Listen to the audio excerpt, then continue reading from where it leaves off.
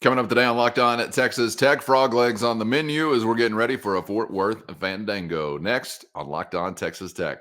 You are Locked On Texas Tech, your daily podcast on the Texas Tech Red Raiders, part of the Locked On Podcast Network, your team every day. We're going to start this thing off right. Raider!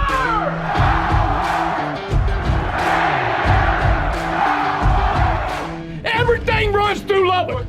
Great to be with you again on Locked On Texas Tech on the Locked On Podcast Network, your team every day. Always free and available on YouTube or anywhere you get podcasts. And today's episode brought to you by FanDuel. Make every moment more. New customers right now joining today, and you're getting $200 in bonus bets if your first bet of $5 or more wins. So visit FanDuel.com/lockedon to get started. With the only Chris Level, I'm Casey Cowan. Chris, great to be back with you, my man. A couple of different things to touch on today's episode.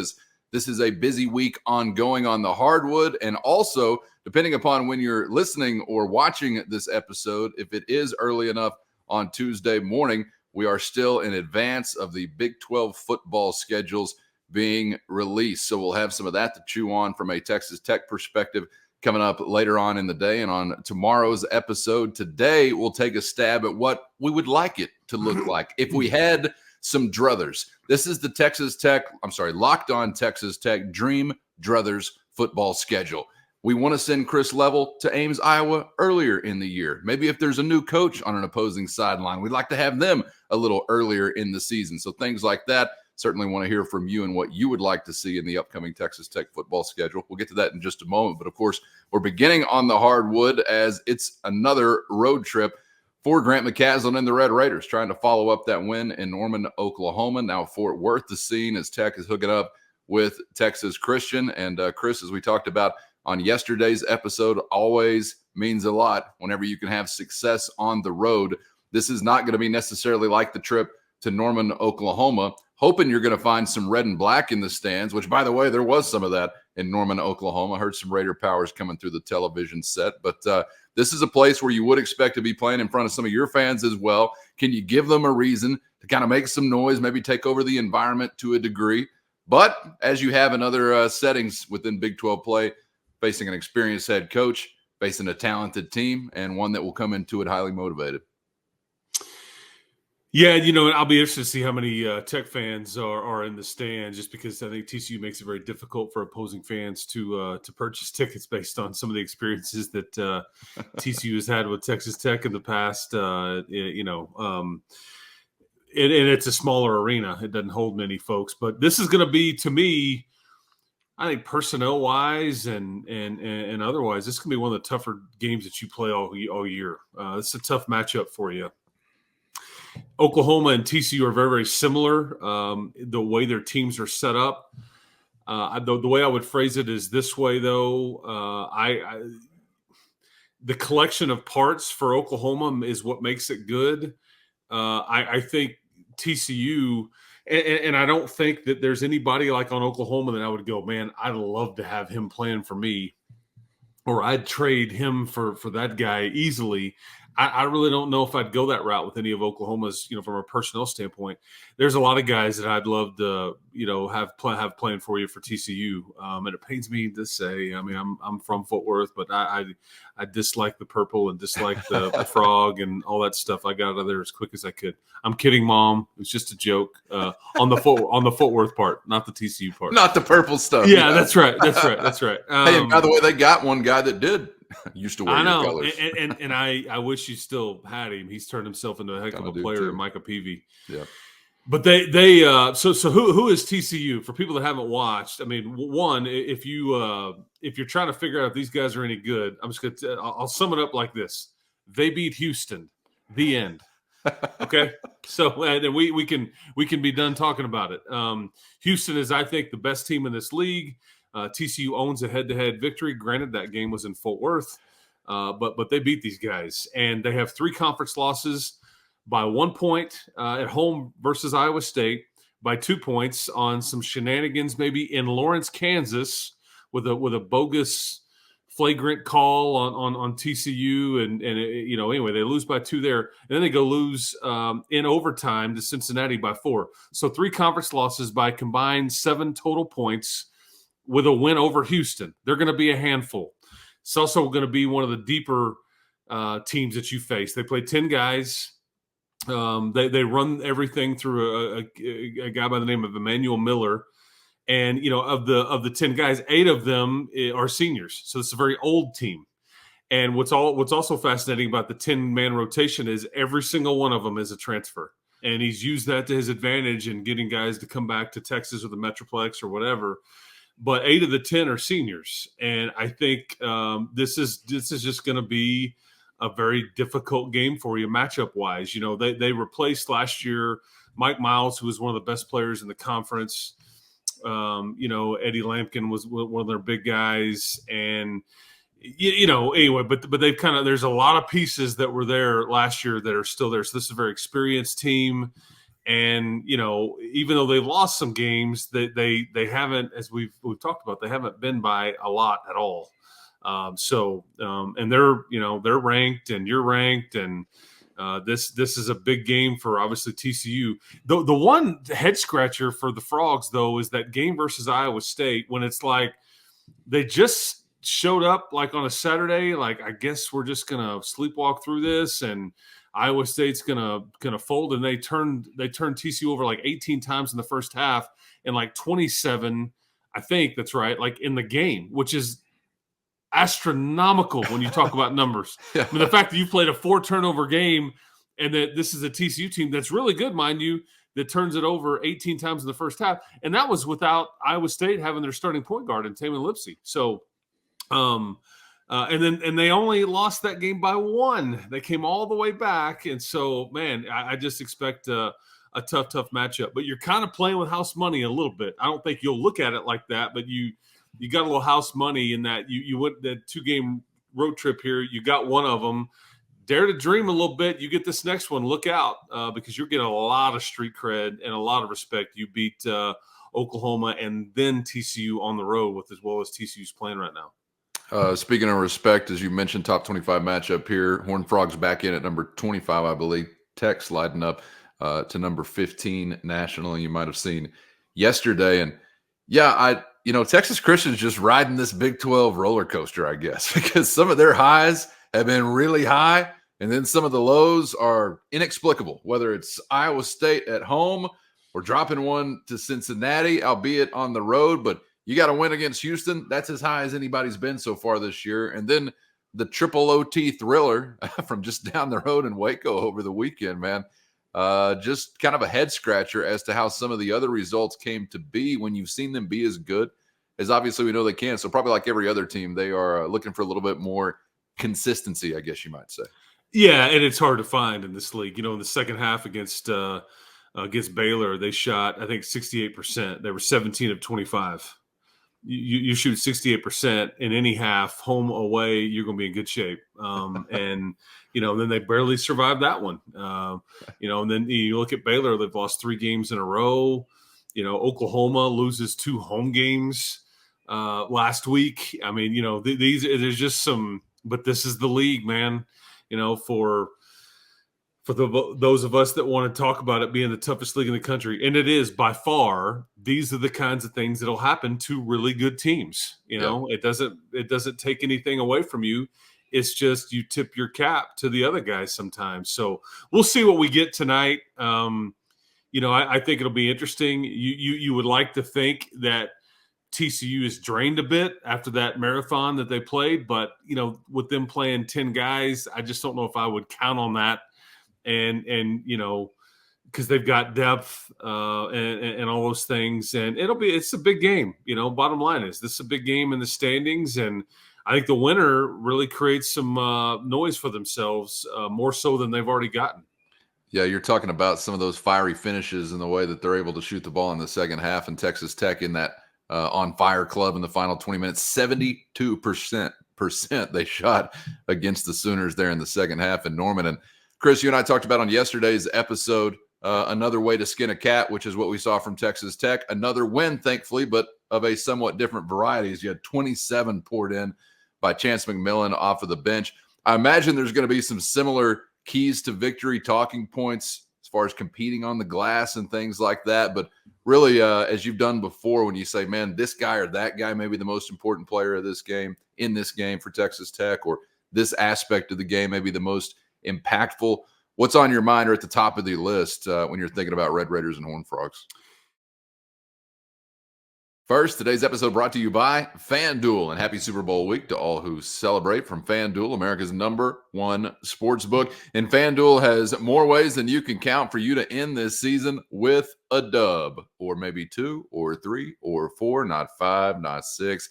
Not only can you bet on who's going to win Super Bowl 58, but FanDuel also has bets for which player will score the first touchdown, how many points are going to be scored, and so much more. National anthem action. That do anything for you? Check it out at FanDuel.com. New customers also joining today, and you're going to get $200 in bonus bets if your first bet of $5 or more wins. All you got to do, visit FanDuel.com/lockedon to sign up. That's FanDuel.com/lockedon to get started and make every moment more with FanDuel, an official sportsbook partner of the NFL. The couple of things that you have to do is like transition defense. You got to get back. You got to get the ball stopped. The TCU, with their depth and the way that they're built, they're one of the best teams in the country in transition offense. I think they actually score more points at like fast break points per game than anybody in the country. And again, they're just loaded with long, lanky athletes that get up and down the floor. They don't always take care of the ball, but when they turn you over and they get out and run, look out. They don't rely on the three-point shot hardly at all. They do have one three-point threat that A&M Corpus Christi transfer that I think is really good. But other than that, they really put pressure on the rim constantly. So getting back on defense, getting the ball stopped, make them play in a half court. You may want to opt for a slower game. I think tonight and a slower pace would benefit you, because if I don't know if you want to get into a track meet with TCU, for example. And then I think because they put so much pressure on the rim and they're constantly driving it and they're constantly like just want to get out and run, I think you have to avoid foul trouble more so than in most games. I think there's, you want to talk about, I just don't know if you want to live without, like, you can't get Warren in foul trouble. He would be a key tonight. They have a lot of length and size. They'll go small sometimes and play Emmanuel Miller at the 5. And they've got a couple of post guys. And so I just think Warren's presence, being able to protect the rim is maybe more important in this one than it is in others. And it's always vital. I think to your recipe or your path to victory, low turnover game would benefit you greatly here, because that's how TCU lives and breathes. Okay. They may not take care of it as much, but they're going to turn you over. And when they do, they're going to punish you with it. And so I think if you can limit that and not really get into that kind of game, it really negates one of TCU's strengths. So, shoot it well. Yeah. I mean, rebound it well. Yeah. Some obviouses, but the low turnover game, big, stay out of foul trouble, big, and then transition defense, big. The transition thing's kind of interesting, because I know there have been some games we've gone into and had a conversation prior to it where we're talking about, you want to be running up and down the floor, you want to get going. And I don't guess that was that big of a factor on Saturday. I was taking a look just a moment ago, only 6 fast break points for either team between Tech and Oklahoma, but sounds like maybe a little bit different recipe if you can pull it off for this one. Yeah, TCU averages about 20 plus per game in that category. But I don't know if they consider those fast break points, but it's like transition points. Yeah. That's what, like, the analytics and all that. Because what that tells you is, because there's a lot of times that some teams' half court defenses are so good, you want to run on every opportunity because you don't want to go against their set defense. It's just a pain. They're really disciplined and good. TCU's kind of the opposite in that I don't know if they're as great in the half court, but it's frantic. And if you can slow the game down and try to execute half court, maybe they get bored. Maybe they're trying to speed it up. And Coach Dixon's trying to play all these different guys. And so they'll gamble for a steal. They want to get out and run and all these things. And you could take advantage of it if you slow it down a little bit. So this would be an interesting, kind of pace type of game and how it's being dictated, because they average – I think TCU's averaging about 84 points a game, and they can score in a variety of different ways, which is fascinating because not a lot of it comes from the 3-point shot. So I think, that's kind of the game within the game type stuff that we love talking about. But it's a scenario when you see your team maybe wanting to slow it down a little bit or pick and choose on when you run, this would be why. Yeah, and God bless you, man. I mean, not that I would ever be, really envious of somebody having to go visit the Texas Christian campus, but I'm just convinced that floor can't look as bad in person as it does on television. So please keep us in your thoughts that are viewing through a television screen, because that is a rough thing to take in for the better part of 2 hours. Before we move on to our dream Locked On Texas Tech Red Raider football schedule, we got one being released for real coming up here today, but we're going to put together some of our wishes if it were to be our choice. Before we get to that, though, back to Warren Washington really quickly. And I'm trying to remember, I may have missed one or forgotten one where he did foul out, but I've been pretty impressed with his ability to stay on the floor through Big 12 play so far. And I don't know if it's like his veteran savviness or something like that, but that was, one of the things coming into league play that we touched on a lot. Can this dude stay on the floor? Because we know how hard it is, how physical it can be, particularly for a big man.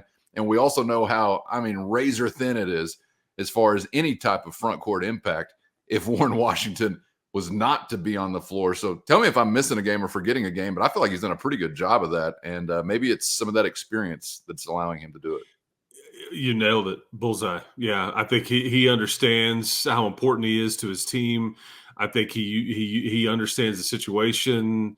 Because there was he was got in a foul trouble against BYU a little bit, and they kept dumping in the post because they were trying to see if he was going to pick up that fourth one, to which that changes the dynamic of your team dramatically. And he gave up a few buckets, but he also kind of stopped a few, but he was real careful. And playing without fouling, playing really good and hard without fouling is a skill. There's no doubt. Oh, yeah. And you've got to – and like Pop Isaacs understands this, like he can't foul out either. You just can't do it. Like I'll concede a layup, but I've got to stay in the game for my team. But yeah, Warren's done a really good job there. But you look at all the size and length of TCU, and if they go small, it'll be a tough matchup for somebody like Warren, who he'll have to guard Emmanuel Miller if you're in man. And that's a 6'7" dude that can pull you away from the bucket, and there's all kinds of dynamics there. But I think Warren has been really good there so far. No question, man. Playing as many minutes as any big man in the Big 12 conference, may be on the short list of just most minutes played in general, regardless of position, and definitely on the short list of MVPs for Texas Tech to this point in the season. So hopefully that will continue. We'll be back on the other side of the ball game to chew it up with you for better or worse. So before we get out of here today, let's pivot to a football front. We're going to the Dream Factory. We've got a Texas Tech football schedule soon to be released, depending upon, as I said, when you're listening to this, if it's early enough on Tuesday, maybe in advance of that, or maybe now you know what we're getting and where this will be on the money or where this could be wrong. Now, this is if we could have our pick. We're not guessing at what it's going to look like. This is trying to finagle in every practical way the best advantage for Texas Tech in each of these dates, playing with the opponents that we've had given to us as far as who you're going to see home and who you're going to see away. So let's put it up there on the big board.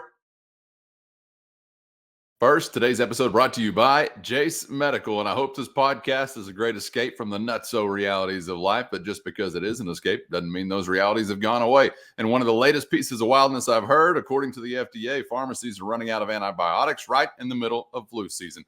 Can you imagine how helpless you'd feel if your spouse or kids were sick while a supply chain issue kept them from the medication they needed? You don't have to, because of the peace of mind you're going to get with Jace Medical and the Jace Case. The Jace Case is a pack of 5 different antibiotics that treat a long list of bacterial illnesses, including respiratory infections, sinus issues, dermatological infections, and many more. These things can affect anybody, so be one of those anybody's that goes to jacemedical.com right now to receive your 12-month supply of your daily medication. And remember to use our promo code LOCKEDON at checkout for a discount as well. At jacemedical.com, you're going to complete a physician assessment that'll then be reviewed by a board-certified physician, and your medications will be dispensed by a licensed pharmacy at a fraction of the regular cost. Never been more important to be prepared, so take the quick step to do so for your family and go to jacemedical.com and use our promo code LOCKEDON for $20 off your purchase with Jace Medical.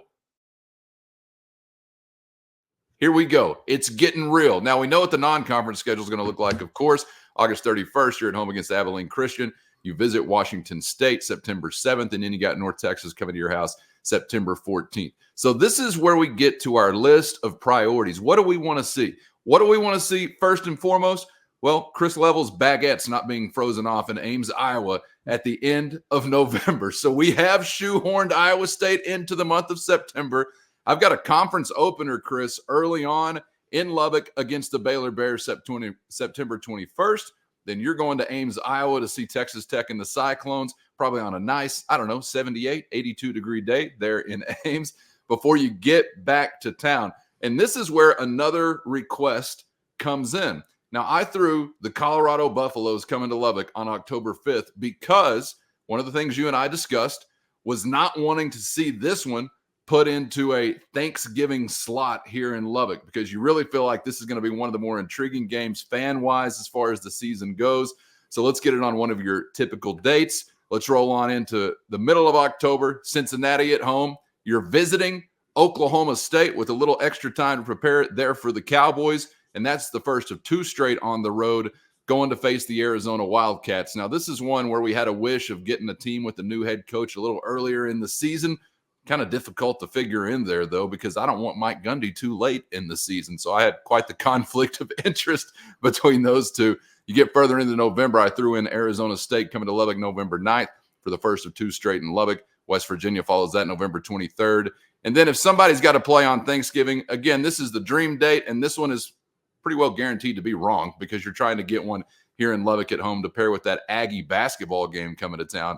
But why not? If somebody's got to play Thanksgiving weekend at home and do it on a Friday, I'm going to say you're going to visit Texas Christian to wrap up the regular season. So I think some of the wishes were checked, Chris. Most importantly, again, a nice day in Ames, Iowa, but a couple of others we threw in there as well, man. How would this one sit with you if it resembled anything like what we might see? Yeah, because, the first things, Cowan, that I will look at when we get the schedule later this morning is, when you're going to Ames, okay, just for selfish reasons. Now, granted, it was 0-degree temperatures the last time you were there, and you did win, so it's not, not too bad. But I don't typically want to see you in that kind of cold weather later on in the season. That doesn't benefit you, in my opinion. I think that benefits the home team. And for those reasons, I'd love to see Arizona State have to play as late in the year as possible in Lubbock, because maybe you get a little cold weather and the guys from Phoenix struggle with that. You look for any advantage you can. The other things I'll look at is when and how many bye weeks you get. Do they squeeze two in there for you? Do you get a traditional one? Do you get a midweek game and you kind of play a one game over like a 20-day span or something to where it's because those are key with seasons, is kind of when the breaks come, and it allows coaches to kind of like segment their season a bit into thirds or fourths or however you want to look at it. And with that, I think you're probably, I'll be shocked if you're not playing a midweek game of some sort, whether it be Thursday or Friday somewhere. And if I was wishing for stuff like to your point right here, which is what's on the screen, I would hope that you play at TCU or in Stillwater on a weekday. Yeah. I don't know, and maybe like in Arizona, maybe that would be a good midweek game. But one of those road games, because I don't think you're going to be asked to host back-to-back years midweek games. You just hosted TCU on a Thursday this past season, and so I would guess you'll get the benefit, I guess, in a way from that on the road. But I expect a lot of midweek inventory for Texas Tech, or for just the Big 12 in general. And I bet the Red Raiders they're just not going to ask home teams to host these every year, as it's not an ideal scenario, even though it's a necessary situation. Everybody's going to have to share that responsibility with the TV contract. But anyway, so those are my thoughts. And yeah, and I think to your point, you're going to end up hosting a game on Thanksgiving weekend. You're going to host it on that Saturday, is what I strongly believe, based on what I think Texas Tech has requested for a variety of reasons, mainly the A&M basketball game. I don't think they would give you like a Thursday night game. I guess I wouldn't rule that out either, like on Thanksgiving night. I don't think that's likely at all. But I think a Saturday home game. And my thought was, because you mentioned the Colorado, Colorado's going to draw really big, and I don't want to waste that home game on that weekend when your crowd may suffer. But like to your point, what you've got at TCU on that weekend, which I don't think would happen, you take your show on the road to a lot of your fan base anyways in the Metroplex, which is why you played Baylor in the Metroplex all those years. Yeah, and it kind of the Colorado thing, I feel like I could almost make an argument as well in the opposite direction. Like, would that help your Thanksgiving home crowd if you had Deion Sanders coming to town? I get what you're saying. I don't know, though. Maybe the other way you could talk yourself into it as well, having something that's going to be intriguing. And I got to tell you also, I kind of, just from a ticket holder, selfish interest perspective, not all competitively speaking, but just entertainment value, I feel like some of these segments, as you would break down the schedule that I threw up here on the screen, you've got some fairly compelling games in each of these types of portions of the season, whether it's, Oklahoma State or Colorado or Texas Christian. With all due respect to all the other newcomers, those are the ones that are kind of getting my attention. Even Baylor to a degree, I guess, coming to town there early on. But I'll say this. All apologies for any previous complaints towards schedule makers, because I about pulled my hair out of my head last night trying to put this together for one team in a fantasy realm. So maybe I'll be a little lighter on the criticism the next time this one comes out. Just here potentially, I guess, in a few hours. But I'm not so sure. See, I got some extra dates here worked in between the Cincinnati and Thursday night trip to Oklahoma State. And then I got an extra date worked in there between the Arizona State and West Virginia home games. So, yes, of course, I'm making a schedule. I'm giving Texas Tech two open weekends to prepare for some of these. But that's not always the case, is it, whenever the league office is making these decisions? Yeah, and what I've always hated is when, like, you would have your bye week was at the end of the season. Yeah. That was always extreme, because it's really not really a benefit. So you'd love a couple of bye weeks spread in there. But that's really I guarantee you that's what Joey will look at whenever he first gets it. He's probably actually already seen it and knows exactly what his team's getting into. But, I think, the psychology of the schedule and you start it starts to become a bit realistic with everything, and that you're not playing the Oklahoma and Texas. There's a lot of winnable games on the schedule, but that's what everybody's going to kind of say. Everybody's going to sit there and locked on fill in school here and go, if they're doing this exercise, and be like, you can win a lot of these games. Well, but not everybody is going to win all of the games, but. No Utah, no BYU, neither Kansas school. And I think that you largely benefit from who you don't play in some instances, which I think is kind of fun. Now it makes for a home schedule that's not as juicy as you're used to be, but this is kind of your new normal. And, it needs to be about who coming to watch your guys and all those things. And all that business. So, but we'll see what we get, man. I'm as curious as anybody, and may drop one of those video shorts on everybody once we kind of get clarification on what that looks like, and we'll try to turn one of those around rather quickly as soon as we get clarification on what your schedule is. Yeah, get some reaction later Tuesday morning, again, depending on when you are taking this in. Yeah, we just got to work ourselves into a lather. And I'm sure that eventually with enough double A's in the mix, or the D battery, I don't know which one you like to bring into the Jones, we'll cook some beef with some of these new guys. All right. We're going to tick somebody off somewhere. They're going to tick us off somewhere. And maybe a few years down the road, we'll have some beef cooking once again. I'm sure nothing like with the University of Texas or the Aggies once upon a time. Reality does kind of sit in when you don't see the University of Texas on there. Oklahoma never registered with me anyway. I didn't grow up watching Big 8 football. But either way, a new normal is about to be upon us. So stay tuned. Make sure you're subscribed on YouTube or anywhere you get podcasts so you don't miss anything whenever the new schedule hits the scene. Chris, appreciate the time as always, my man. And we'll be back on the other side to talk about whatever happens tonight in Fort Worth. So hoping for the best. Yep, hope to see many of you at Showmeyer Arena in Fort Worth tonight. Be sure to say hi if you do. By the way, in Norman, I did have a loyal listener come up to me and say, "Hey, love you and Cowan's show.